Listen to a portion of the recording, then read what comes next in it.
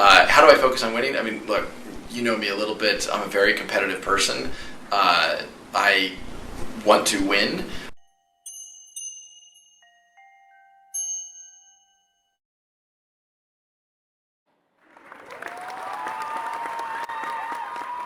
Hey everybody, it's Eddie from Tokyo. This is your cryptocurrency update from Japan, and that was Brad Garlinghouse from 14 years ago. Yeah, he still has that fire in the belly, and the hour is getting very late for you, Gary Gensler. Finding these under the radar videos is one of my favorite things to do when I am researching, and I pass them on to my Patreons. Today, I had a big bounty. I found this one, which is of Monica Long. It only has 150 views. It is, well, it's just great, especially the rapid fire. And the one with Brad Garlinghouse, yes, it only had 15 views. I enjoyed it very much. I think I'm going to play it at the end of this video. And then this fascinating video from 2006. This is with Ryan Fugger. He is the original founder of Ripple. The market, it's strong, and it's due to Bitcoin being back. We were just over 63,000. We've now dipped just a hair under, and there's some deep green occurring in the top 100 by market cap. Yes, meme coins are still outperforming most. You know, they're getting these double-digit gains, 17 to 20%. But there are some tokens and coins and projects that aren't memes that are doing well, and AXELAR is one of them. Look at AXELAR go up over 42%. This is the group that is going to bring the XRP ledger to all of those EVM ecosystems. Wow, this is just some amazing, amazing price action. And look at SUI go up over 10% at $2.15. I think this is an all-time high. Let's take a look. Yeah, the all-time high was 208. So at 215, it's screaming. And here's your glance at the top 200 by market cap. And you can see it's going to be a very big day. I'm going to let you listen to a little clip of Raoul Pal, and he's talking about how all the stars are aligned. Have a listen. I mean, everyone's just so frustrated with this sloppy price action. Yeah. Right. Equities at all-time highs. The macro's good. China's stimulating. Everything is in place. You know, the pattern matching versus exactly what happened last year. Everything's in place, and the market cannot get out of its own way. It's basically everybody's waiting for everybody else, and we don't really have a catalyst. I mean, all the catalysts are in place. 2 weeks ago, and it's probably 50 charts of liquidity, financial conditions, historical pattern matching, technical analysis, you know, everything from, you know, if you look at Bollinger Bands of, you know, volatility, you know, all of these things have always led to a big breakout. So you've kind of got every box ticked. I mean, everything. And, you know, China have started to do the whole global stimulus game, and that will spread to everybody. Yes, at the end of the quarter, the Fed saw a draw of liquidity because of the bank funding stuff, but that goes away. So I don't know.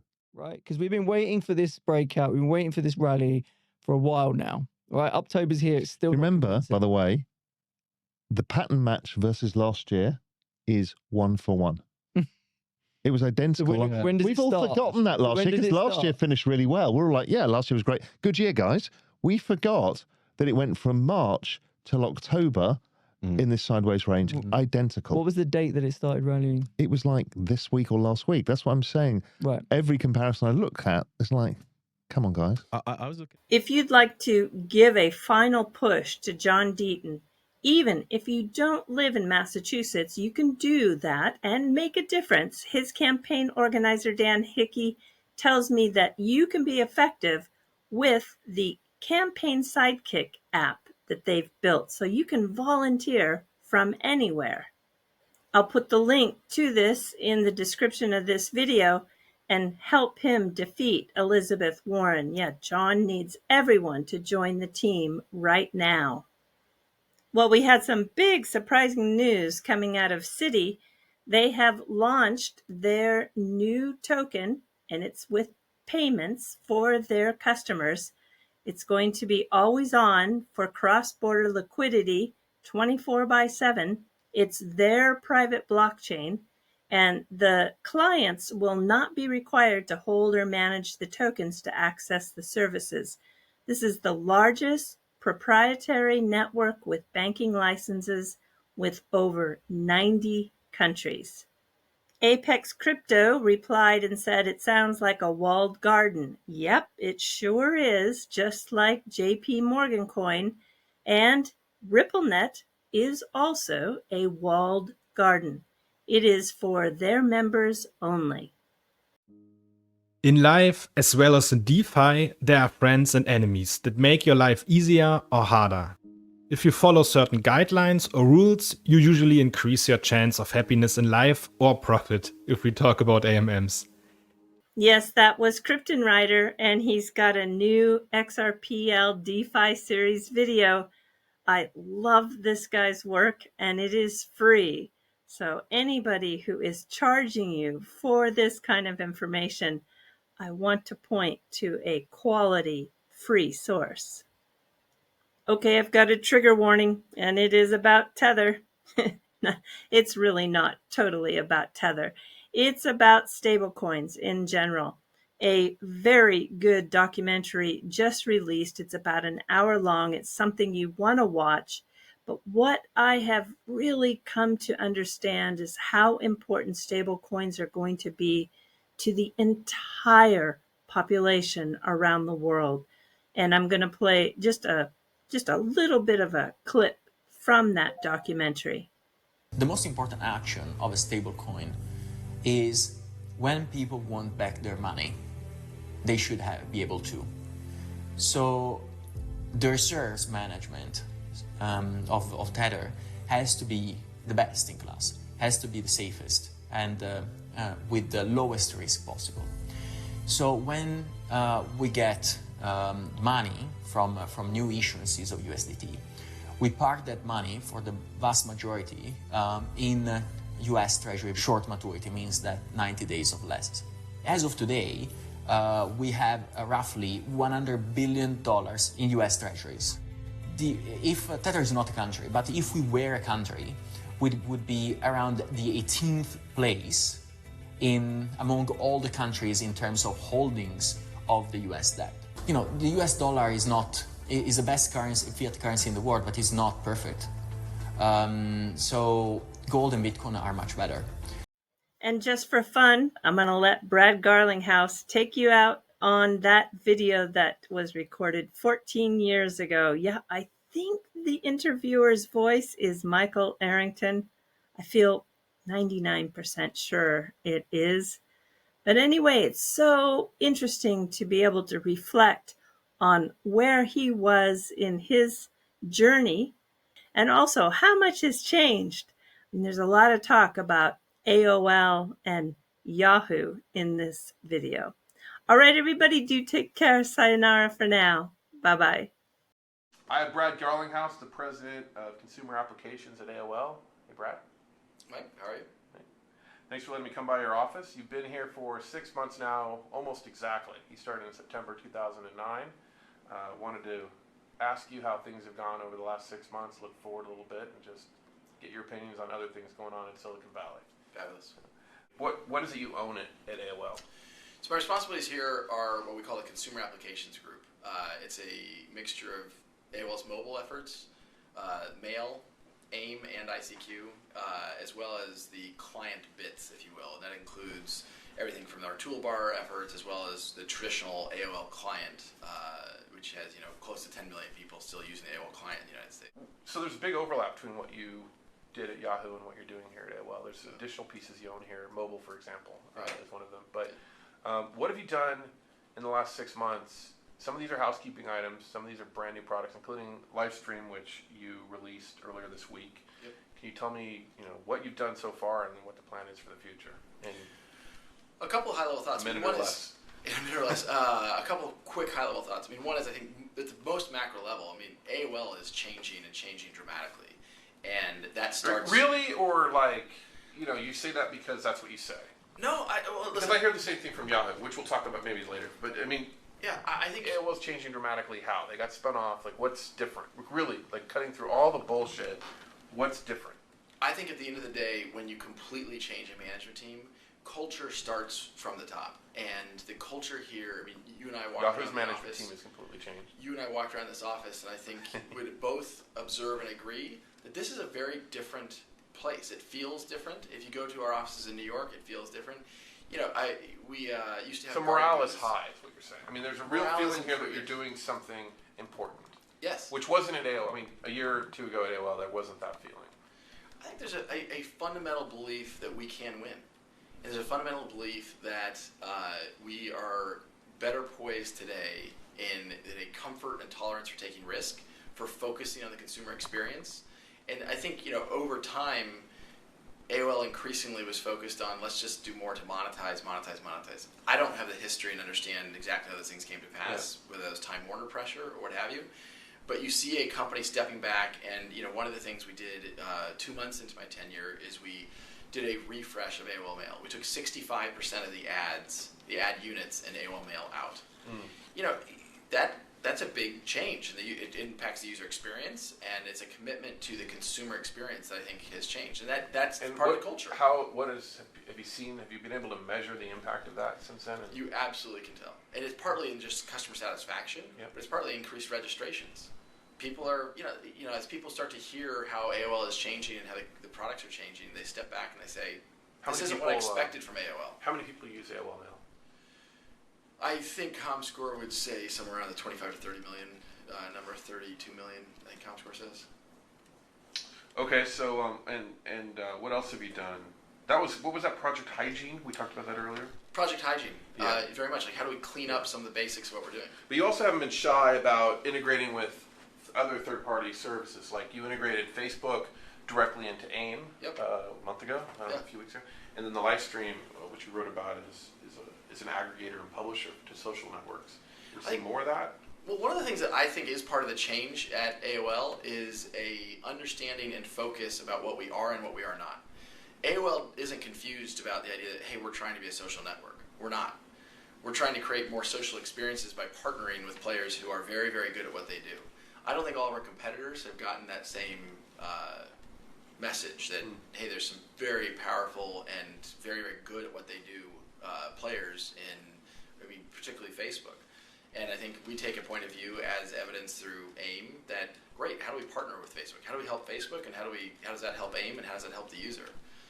Livestream is clearly another example of that. And I also think Livestream, even more so, is an example of us going from playing defense as a company to playing offense. That's part of that cultural shift, where we want to innovate. We want to identify new segments that address core consumer pain. And I think, listen, we have a lot of touch points on the web, and the online consumer experience is getting more confusing. Livestream is a solution. It takes away a consumer pain. As a category that I think is going to continue to grow, and I think we have external data would suggest we have by far the largest social aggregation play in the market today.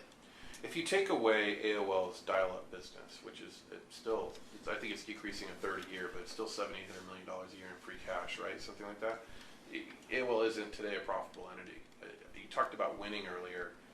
Is winning getting to the point where AOL is a truly profitable, sustainable, long-term company, or is winning mean something different to you? And how do you get there without that dial-up business, which goes away? Yeah. Depending upon which analyst reports you look at, some of that may not be exactly the same. That being said, it's very... I bet you have great numbers on your laptop. I think it's very clear that we want to focus on building out a fabulous web services business, and that is primarily an ad-supported business. That business today is, I don't know what the analysts say the size is, but it's, quite large relative to most competitors, and we are focused on growing that business. How do I focus on winning? Look, you know me a little bit. I'm a very competitive person. I want to win, in the immediate term, winning is probably measured by demonstrating to consumers as well as Wall Street analysts that we are engaging users and getting them to come back and check out our services and have great experiences. And as we talked about earlier, I think live stream's a great example of that. People, they're like, wow, I didn't expect this from AOL. Let's talk about the future. Specifically, what to expect out of your group over the next, say, 12 months. Things you have planned that you're willing to talk about in broad strokes. Yeah. Things that we should start getting excited about now.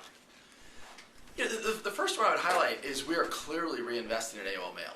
And it's hard to get excited about email these days. And that's actually the reason why there hasn't been much innovation in email in a long time. I mean, listen, I'll pick on a different competitor. Gmail was profound when Gmail came out. Gmail hasn't done as much in the last 5 years. The interesting about this is there continues to be pain in the consumer experience, right? When you think about the inbox, it has proliferated, and there are more and more inboxes in my life, and that consumer pain is, not ideal. Is the solution what Buzz has done with moving the social stuff into the Gmail inbox? Because that seems to be a pain for people as well. I think Buzz, hard to, I don't know what to say about Buzz. I think... I noticed you didn't integrate Buzz into Livestream. At its core... I mean, you even integrated MySpace into Livestream, but not Google Buzz. Was that just because it's such a recent product? You haven't gotten to it yet, or...?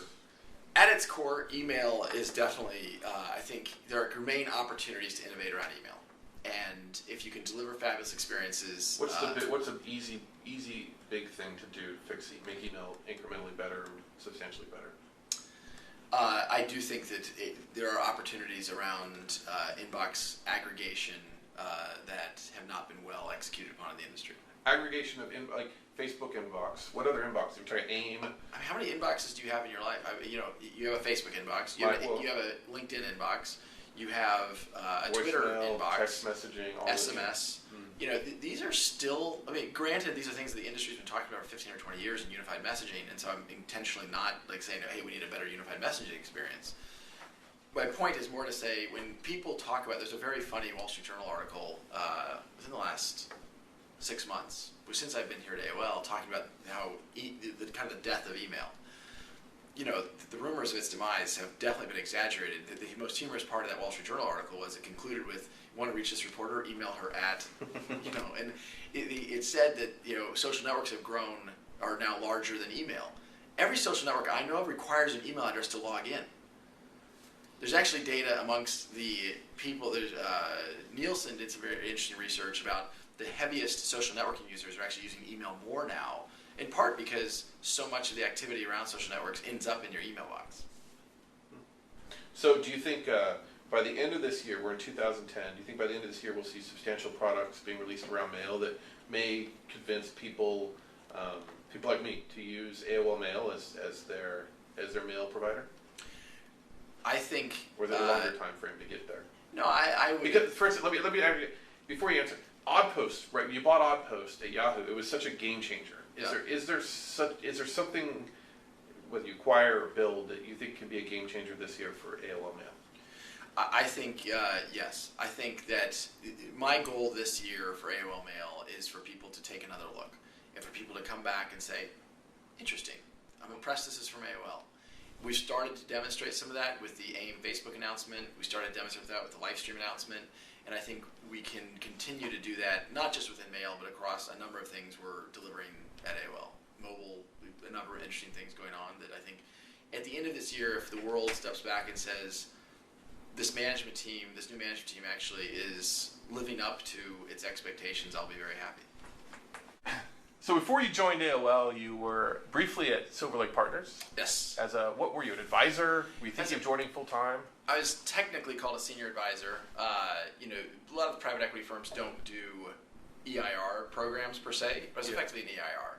And Silver Lake at the time had not had as much depth in the internet space. Obviously a fabulous track record in doing hardware, etc. They've done a little bit more in the internet space, and certainly are being more interested in that space. And so they had brought in a couple people who were more from the web environment. So they were the big money in the Skype acquisition. Yeah. Did you work on that deal at all? Were you looking at it? Tangentially, most of the stuff I was looking at was in the Silver Lake Sumeru Fund, which is a mid-market fund looking to spend $50 million to $150 million checks as part of a $1.2 billion fund. Silver Lake Partners is a larger fund that actually is kind of semantics and details, but they did the big check it's I think a $9 billion fund, but obviously it was a resource working with Silver Lake Partners as well as the mid-market fund. So before that, you were at Yahoo, right? You'd left Yahoo in the middle of 2008. I actually announced my departure in the middle of 2008, stuck around for a while to help some transition items, but then left Yahoo and joined Silver Lake. And so Yahoo, you were head of, what was it called? You had Mail, Flickr, MASH, and Yahoo Instant Messenger. Yes. What else? What was it called? The group for different incarnations, but CCF, Communications Community Front Doors. Then it evolved where Front Doors, which is the homepage of My Yahoo, came out. Okay. The gentleman Tapan Bot ran that group very, very effectively. Okay. But that was the core: Flickr, Mail, Messenger, MASH. Exactly. That was a social network with Darth Vader and the banana, Yeah. the guitar. Yeah. The idea behind MASH, which I think you don't have understand. to go into it. The idea behind MASH I think is very interesting. It's really the wickification of people's profiles. Because even now, for me to go and participate and edit other people's stuff, you can't really do. And I think you can make a richer experience by having other people, particularly trusted people, participate in it. Maybe we could schedule additional time to maybe go into more detail on MASH. But let's talk about some of the other things besides MASH that you accomplished at Yahoo. So you joined Yahoo when? What year? You were there for 3 years? February, March of 2003. So at the time, Mail was your huge product, Mail and Messenger, right? So Yep. Yahoo Mail was, number 3 player, number 4 player, and you immediately bought Outpost. Tell me a little bit about the first steps you took there to sort of make Yahoo the number 1 player in Mail. Yeah. It's actually, I think, it wasn't that long ago, but actually people forget how much has changed even the email space in those years. Really, the first thing we focused on was anti-spam. In 2003, Bill Gates came out and said, he's going to solve spam, and there's just a ton. It was increasingly a huge problem that the industry has obviously gotten more of their arms around. So we were better than our competitors at that time. It was really Hotmail and AOL, and we clearly had gotten a better handle on anti-spam, and we did a lot from a marketing point of view to take advantage of that. We bought Oddpost in the spring of 2004, which really, from my point of view, was the best deal that I was involved with during my Yahoo tenure. And it was, I think, a mixture of the right people there, the right technology bet, and that really became the foundation for the all-new Yahoo Mail, what internally at the time we called Candygram. And it was the first mail application online that worked sort of like a desktop application using JavaScript. This is way before the idea of Web 2.0 and all these new startups came out. Yes. And it was a really nice sort of interface that people loved and continue to use. It was incredibly well done. And how did that help Yahoo grow? Well, it really differentiated us in a pretty commoditized market. It put Yahoo Mail as doing interesting, different, innovative stuff. And, the number one reason why even today people adopt various email products is based on word of mouth, what their friends recommend. And when you get people coming in trying a product and service, they're like, wow, that's great. They tell their friends about it. And you started to see increasingly a nice trajectory as people abandoned other players and joined us at Yahoo, us at that time. Your handler's writing me a note. Unlimited storage. Tell me about the storage at Yahoo Mail. Was it unlimited or limited? That's a game changer. It actually is an interesting. I will willingly admit, particularly now, this is a handful of years later. Gmail launched, I think, top of mind, April 1st, 2004. And not surprisingly, internally at Yahoo, it got a lot of attention. And I give the team at Yahoo a ton of credit for reacting very quickly and changing the dynamics as quickly as we could for our users. And it's easy to launch with a gigabyte of storage when you don't have any users. Harder when you already have tens of millions of users to just light up a gig of storage. And that's when you moved to unlimited storage. It took us about, I don't remember, it was maybe a year. We immediately moved to 100 megs, then we went to 250, we went to a gig. But within a year, we went to unlimited storage, and we're just like, listen, we're just taking this off the table. Yeah. And, you know, it is, again, it's unbelievable to really step back and think 6 years ago, when you got a Hotmail account, you got 2 megabytes of storage for free. When you got a Yahoo account, you got 4 megabytes of storage for free. It's not much spam. Can't store much spam with 4 megabytes. 3 weeks ago, a few weeks ago, Carol Bartz defined AOL as a mini Yahoo. Is she right? You know, as you step back and look at the industry, and I think this is true broadly, I fundamentally do believe the first step to solving a problem is admitting you have a problem. Has Yahoo admitted they have a problem? One of the things I think is very clear to AOL is there's no confusion amongst the management team that we have challenges. Yep. And we have identified those, and we are being very aggressive about calling them out and working to fix them. I don't see our competitors universally. I think some of them have said, you know, the language I hear is that, yes, there are problems, but I don't see the actions demonstrating that, in fact, here is how we are getting better as a company. You know, I guess, Yahoo's a very, very strong company, and they make a lot of money. And I guess Carol, you know, I think AOL has been very aggressive about defining a very clear strategy where we're going. When I hear Yahoo saying AOL is a mini Yahoo, I kind of feel flattered that they're going to follow a similar strategy. Oh, come on. I think there's no question if you look back. So Carol Bartz called AOL a mini Yahoo. The first thing that popped in your head is, I'm flattered. I thought we were going to cut all the BS out of this interview. We're really going to talk here. So I think where's the warrior saying, I'm sorry, no. We have a strategy. What's Yahoo's strategy? But I think, you know, you are seeing the world ask that question. That question has been asked for a long time at Yahoo, and I think that is still, and it's not clear to me. I was actually very hopeful when the search deal was announced. Should it be clear? I mean, shouldn't Yahoo's strategy be clear to the world? They're a public company. It should be. I mean, maybe I'm not paying as much attention to Yahoo these days as I used to. I don't know what it is. If they're, you know, it's the search. I'll save my rant for the post. But you think that as an ex-senior executive Yahoo, you would have some idea of what it is their strategy is. Yahoo was a fabulous experience for me. I thoroughly enjoyed my experience there. I obviously made a decision to leave based upon lots and lots of factors. I fundamentally What was the number one factor? I fundamentally believe that a company like AOL that's more willing to take risks and more willing to say, we're gonna be aggressive in some areas. It's very difficult. There's a classic innovator's dilemma. Is that what it comes down to? Is that AOL is clearly taking risk? I think everyone would agree. AOL with Seed, with all the stuff that they're doing on hiring 1,000 journalists on the other side of the business out of New York, the stuff that you're doing out here in California, although I think you're also bi-coastal. Clearly, risk is being taken here. Yes. Risk isn't, as far as I can tell, Yahoo is taking less and less risk over time. Is that really the fundamental difference, do you think? Well, I mean, I'm not day-to-day involved with with Yahoo at this point, so I don't claim to have insight. Just as an outsider. They've hedged with search, they've hedged with Facebook. We'll probably need to go into a little more detail here than we have to on Yahoo, but I don't see where they're really, the big bets are being placed, if any. The question comes back to, I think, if you step back, the 12-step process, first one starts with admitting you have a problem. And a lot of things should flow from that. And I give the management team at Yahoo credit for making some of the decisions they have. Obviously, they've sold Hot Jobs. There's something else they sold I can't remember right now. You know, and there are, I think, continue to be opportunities to focus on a handful of areas where they want to be the best in the world. And that is, I think, directionally good. What are those areas? I don't know. I'll have to ask Carol.